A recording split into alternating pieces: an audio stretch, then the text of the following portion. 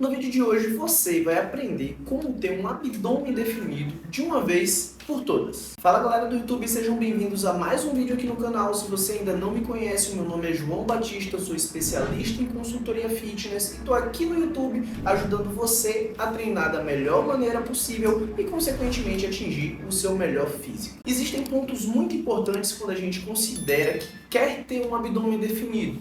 Provavelmente você se olhou no espelho, viu aquela barriguinha saliente e decidiu que estava cansado de ter ela. Decidiu que a partir de agora você quer ter um tanquinho, você quer ter um abdômen definido. E a partir daí a gente precisa seguir alguns passos para que isso se torne possível para você. Para a gente começar a nossa conversa, a primeira coisa que você precisa se atentar é o seu percentual de gordura. Se você se olhou no espelho, como eu falei anteriormente, e viu que esse abdômen não está aparente, viu que você tem uma barriguinha, muito provavelmente o seu percentual de gordura está acima do ideal, o que seria ali algo de até 23, 24%, a depender da pessoa. Para mulheres até um pouquinho mais, 26, 27%.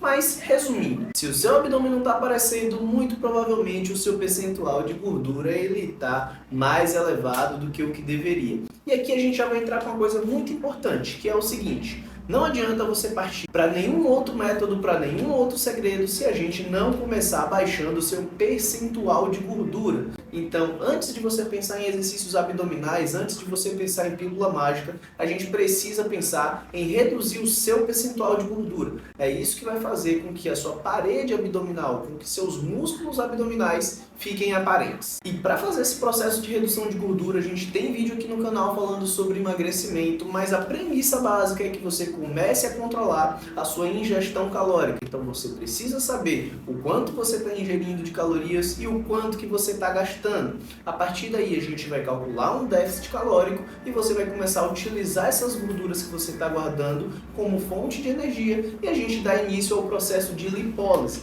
a quebra das moléculas de gordura para utilizá-las ali como energia para o seu corpo. Assim que você começar esse processo de emagrecimento, é muito interessante também que você se atente à sua hidratação.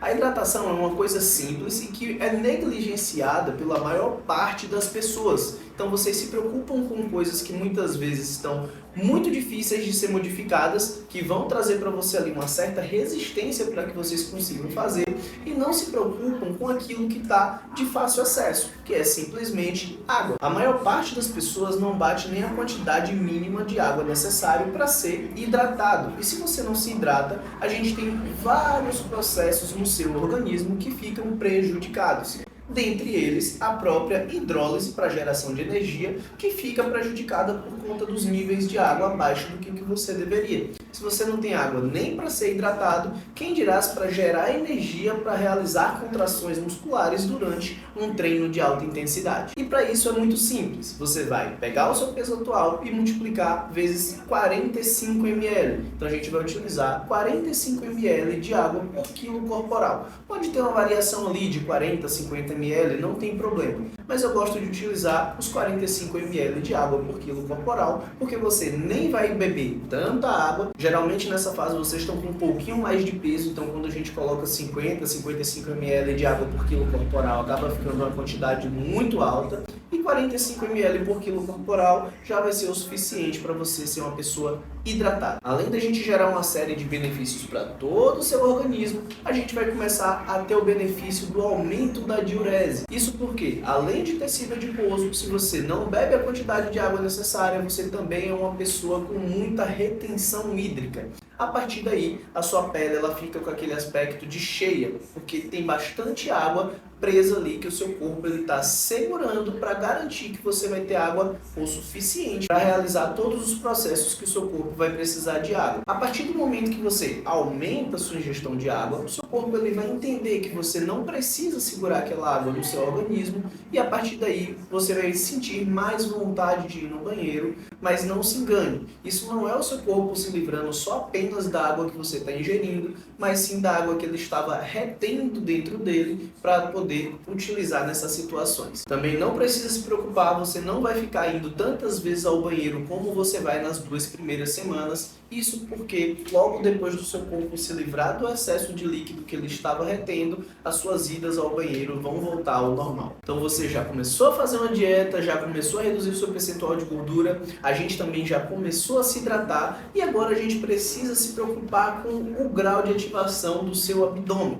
Algo muitas vezes negligenciado pela maior parte das pessoas é a qualidade da contração abdominal. E a gente não pode esquecer que o abdômen, assim como todos os outros músculos, precisa de uma contração eficaz para serem bem desenvolvidos. Então não adianta você simplesmente parar para fazer o abdominal e achar que jogar o seu tronco para cima, para frente, seja lá como for, ou então no abdominal infra, puxar suas pernas de qualquer forma para cima, vai te trazer bons resultados de hipertrofia abdominal, porque isso não vai funcionar. Eu recomendo que você aprenda a fazer a manobra de brace, que isso vai garantir, além de você ter uma estabilização nos demais exercícios, você também consiga ter uma contração eficaz do seu abdômen durante os exercícios. E isso vai fazer com que você tenha resultados muito mais satisfatórios. Inclusive, comenta aqui embaixo se você quiser que eu traga um vídeo específico aqui no YouTube ensinando você a como realizar a manobra de brace, desde a respiração diafragmática, que é a preparação ali para a manobra, até a realização da manobra em si.